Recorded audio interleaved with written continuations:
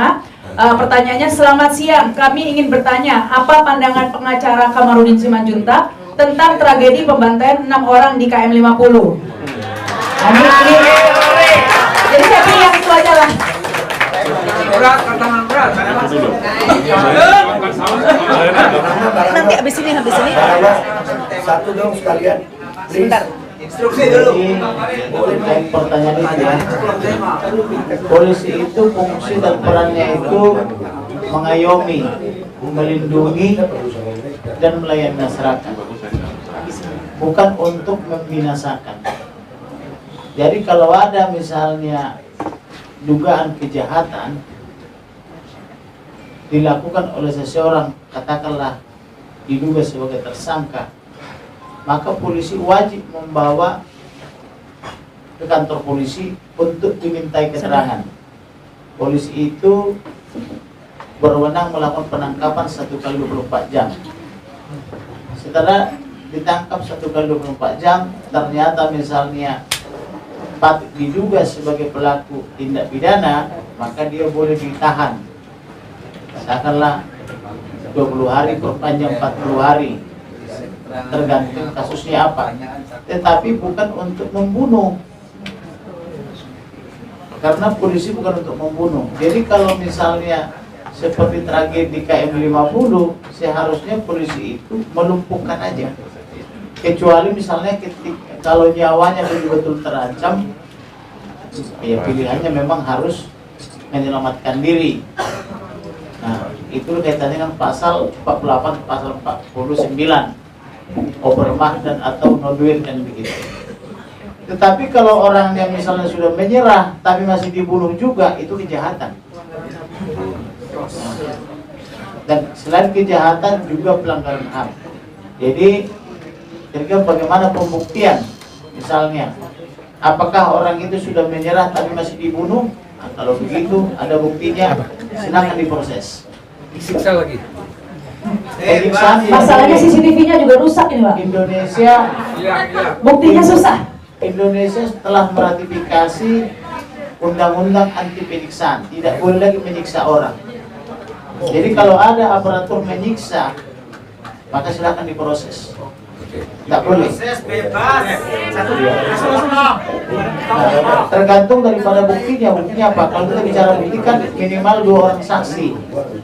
Ditambah dengan katakanlah misalnya di surat itu dengan adanya undang-undang ITE sudah bisa berupa rekaman elektronik, misalnya foto, video, SMS, WA dan sebagainya. Kemudian pendapat ahli. Pendapat ahli itu juga merupakan suatu bukti. Kemudian petunjuk persesuaian antara keterangan saksi minimal 2 orangnya, lebih bagus lagi lebih banyak. Kemudian surat atau akta atau rekam elektronik. Kemudian keterangan daripada pelaku dalam hal ini tersangka, misalnya aparatur polisi yang menghabisi nyawanya. Jadi kita harus menolak kalau polisi apa-apa membinasakan, tidak boleh. Yang boleh itu melumpuhkan. Jadi kalau jangan sampai misalnya ada polisi sudah ditembak mati, baru dicap ini stempelnya, ditempeli dada, ditempeli di tangannya supaya kesannya berandalan, kan begitu. Ada juga begitu. Jadi tadinya waktu dia sehat-sehat, nggak ada stempel di bodinya atau tato istilahnya ya. Tapi begitu dibunuh dia, supaya kesannya itu orang berandalan, ditatoin. Ada juga begitu. Jadi itu tidak boleh. Karena fungsi polisi bukan untuk membunuh, tetapi untuk melumpuhkan pelaku dugaan kejahatan, kecuali sangat terpaksa dia harus lakukan itu untuk selamatkan dirinya. Terima kasih. Baik, terima kasih. Ini mungkin satu penanya saja ya. Satu. Ardi yang mana, Ardi? Dipilih satu aja. Oh, Babe Aldo ya, silakan Babe Aldo. Kasih. Sambil bertanya nanti saya jelaskan kenapa kita harus menyelamatkan polisi dari tangan mafia. Jadi ada mafia illegal logging. Dia lari ke Singapura atau Malaysia. Supaya dia bisa pulang, dia mempekerjakan, ini bukan Kapolri yang sekarang, Kapolri yang sebelumnya, dia mempekerjakan istri Kapolri di perusahaan mafia ini. Namanya komisaris on board jabatannya. Ini saya dapat dari intelijen saya, angkatan dari salah satu angkatan, dia kirim ke saya fotonya. Jadi bayangkan mafia bisa mempekerjakan istri Kapolri. Itu terjadi di Kalimantan Tengah. Luar biasa itu. Sehingga dia bisa pulang dan mereka menjadi penguasa Kalimantan Tengah sekarang. Yang lebih ajaib lagi, dia bisa mengumpulkan seluruh Kapolda di kebun-kebunnya. Jadi ada kebunnya, diundang seluruh Kapolda, datang Kapolri, datang pula Presiden meresmikan itu. Bayangkan? Itu sebabnya saya bilang harus rebut polisi dari tangan mafia. Lalu mafia ini menerbitkan satu lembar kertas fotokopi. Kertas fotokopi bukan asli. Fotokopi ini tidak ada aslinya. Namanya SK Gubernur. Dengan kertas fotokopi yang tidak aslinya ini mengalahkan puluhan sertifikat hak milik. Dia ambil tanah rakyat 10 hektar di tengah kota dengan menggunakan fotokopi ini. Lalu apa namanya? Saya membela masyarakat ini. Masyarakat orang susah di sana. Pelakunya ini salah satunya Bupati Pangkalan Bun, masih kakak daripada yang saya sebut tadi. Perempuan ini dan teman-temannya. Dikawal oleh polisi, dikawal oleh Satpol PP dan yang lain-lainnya. Saya lapor ke polisi, bagaimana nih sertifikat asli produksi BPN bisa dikalahkan oleh fotokopi. Maka seluruh Kalimantan diperiksa polisi terus diminta keterangan. Dari satu lembar menjadi 2 koper sekarang berkasnya. Pokoknya setiap kali saya bersurat diperiksa sana, periksa sini. Entah RT lah diperiksa, entah lurah lah, entah apa, camat, semua diperiksa yang ada hubungannya. Pokoknya sudah 4-5 tahun terus polisi memeriksa, entah buat apa itu diperiksa, nggak ada hubungannya pula. Padahal sudah digeledah kantor BPN maupun kantor Gubernur, tak ada tersimpan data yang fotokopi ini. Harusnya sih, ini sudah kelar di beberapa meja kabar reskrim, sudah berganti-ganti kabar berganti-ganti di biru, tidak tuntas-tuntas. Tetapi saya nggak tahu nih apa ini karam atau tidak. Salah satu orang yang membuat perkara ini Balilut, dan saya mendapat laporan intelijen dia menerima uang daripada terlapor ini. Dia sekarang sudah dikurung. Salah satu di antara yang ada di Paminal itu. Saya tidak tahu itu karam atau tidak, karena itu urusan dengan Tuhan. Nah, itu sebabnya kita harus rebut Polri daripada mafia. Luar biasa mafia ini menguasai negara kita ini. Kalau saya mengajak, ayo dong, inilah momen yang tepat, rebut polisi, kita jadikan polisi yang bermain. Bulan lalu saya kirim surat ke 60 lembaga negara. Saya ada buktinya. Presiden, wakil presiden, ketua DPR, ketua MPR, ketua KPK, Kapolri, Wakapolri, Irwasum Polri, Kabar Reskrim Polri, semua 60 surat lembaga saya surat. Tidak ada yang berani menjawab. Inti suratnya adalah saya tanya kepada Presiden, apakah Indonesia ini masih negara hukum atau sudah berubah menjadi negara kekuasaan politik? Tak ada yang berani jawab. Karena kenapa? Percuma kami melaporkan orang itu tapi tak jalan. Daripada kami habis energi, tolong rubah konstitusi, saya bilang. Setiap orang sama di hadapan hukum kecuali penguasa politik. Daripada kita capek melapor toh. Lalu karena saya suratnya begitu, Kapolri bulan Juni kemarin langsung bikin TR rahasia ke Irwasum Polri. Irwasum Polri bikin TR rahasia ke Karwasidik. Gelar katanya. Setelah digelar selesai, karena apa-apa. Cuma gelar aja. Digelar satu jenderal BJP dengan jenderal polisi hadir dan 14 kombes. Udah. Gak ada apa-apanya lagi. Lalu yang paling hebatnya lagi, seorang menteri menerima gratifikasi atas tanahnya juga di bulan Februari. Maka saya buru dia tiap hari, saya surati terus. Akhirnya diganti juga pada bulan Juni kemarin. Gak usah saya sebutkan namanya, pasti sudah tahu siapa. Gratifikasinya helikopter. Jadi betapa mafia itu memperlakukan lembaga-lembaga negara kita dan pejabat-pejabat lembaga negara itu di bawah kekuasaannya.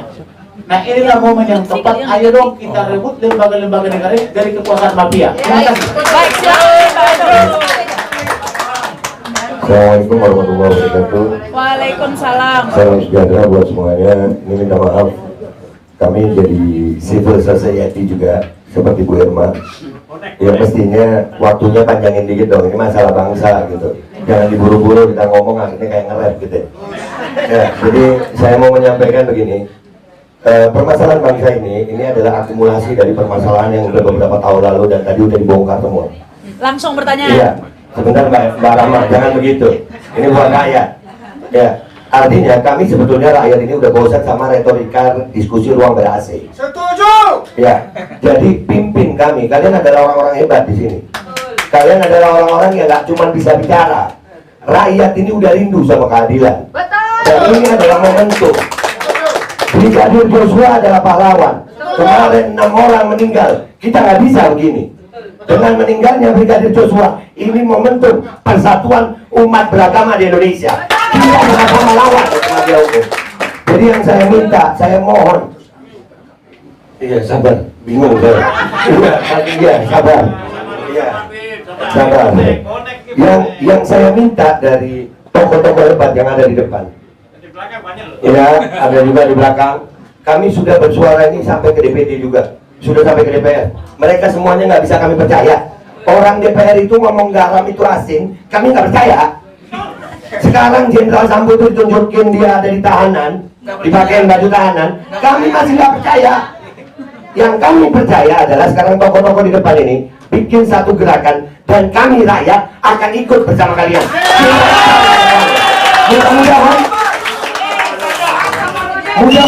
Mudah-mudahan Pak Kamarudin, ini sudah bukan saatnya lagi saya Islam, saya Kristen, bukan. Sekarang saya Indonesia, bukan lagi turunan Batak, bukan lagi turunan Jawa, bukan Arab, bukan Cina. Kita Pancasila, Bhinneka Tunggal Ika. Tolong Pak, tolong pimpin rakyat sekarang. Kami tidak percaya pejabat-pejabat yang ada.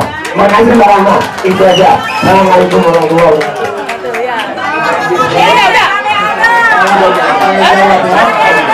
Satu aja. Udah. Saya nggak dikasih. Saya jawab ya, jadi benar. Kamarudin jadikan ketua Kompolnas. Selesaikan dulu saya. Kemudian saya pulang aja gitu. Bang Kamarudin, mungkin singkat kan? Sebentar saya. Jadi Ini masih ada satu pembicara lagi ya, Bang Adi. Mungkin saya jawab dulu ya. Jadi begini, memang kita selama ini diprovokasi. Pulang aja. Diprovokasinya begini.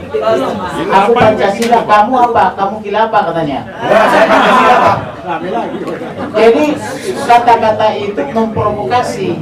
Bang, ini Seolah-olah kenapa, Bang? hanya orang tertentu yang Pancasila, yang lainnya bukan. Nah, kalau nggak saya pulang aja. nggak Tetapi masalah. antara pikiran, perkataan, dan tindakan Iya, berbeda. ngapain dulu kayak gitu jadi? Contoh misalnya, Bagus abang bilang aja. ada pembangunan LRT di daerah Bekasi, Jakarta. Ngapain? Sabar. Ada terdengar Ngapain? narasi yang menyatakan bukan saja ganti rugi tapi ganti untung. Tetapi saya mau katakan, di musim pandemi kemarin di seluruh dunia mengatakan stay at home, tinggallah di rumah, jangan keluar rumah, kan begitu supaya selamat. Tetapi rumah rakyat, rumah-rumah orang Sunda, orang Jawa yang susah-susah itu digusur di musim pandemi sehingga mereka menjadi tidak punya rumah dan pakai tenda-tenda di pinggir jalan.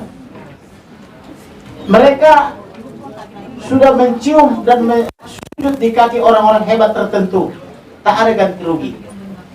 Tapi karena datang ke saya minta tolong, maka saya biayai semua perkaranya. Jadi saya sudah biayai ratusan perkara pro bono pro deo. Saya lagi menguji apakah Indonesia betul negara hukum sesuai pasal 1 ayat 3 Undang-Undang 45. Apakah betul Sabar Bang, sebentar lagi. setiap Bilang warga aja, negara udah. bersamaan hak dan kedudukan di muka hukum Apa dan kayak gitu, pemerintahan sesuai pasal 27 Undang-Undang 45. Maka saya biayai dari perkara ini. Mungkin di Indonesia satu-satunya yang menggugat presiden dan menteri-menteri 7 kali dalam 1 tahun itu mungkin saya. Tapi saya nggak bilang-bilang, saya gugat mereka dan saya biayai perkaranya. Ada yang sudah menang, ada lagi kasasi di tingkat Mahkamah Agung. Tetapi ajaibnya di sini marak apa namanya itu pemalsuan. Ada peraturan diciptakan Pak Harto dulu, katakanlah misalnya kalau saya bikin perbandingannya misalnya SK ini dibuat misalnya di kebun kacang oleh Pak Harto, tetapi dibikin oleh rejim yang sekarang untuk mengambil tanah di Cikini. Dan itu rakyat diintimidasi dengan aparatur. Pakai senjata harus panjang semua, sehingga orang ini ketakutan dan tidak ada yang berani membela. Nah ini yang saya bilang sekarang. Jadi oleh karena itu jangan mau diprovokasi, kita harus kompak. Baik, terima Jangan kasih. mau diprovokasi. Kita harus kompak dan kita harus buktikan bahwa negara kita negara hukum. Baik, terima kasih. Ini masih ada satu pembicara lagi, sementara waktunya sudah hampir habis, jadi terbatas waktunya, mohon maaf. Terima kasih, ini sekali lagi kita ucapkan kepada Jadi saya sekaligus mohon izin karena saya masih ada rapat jam 5.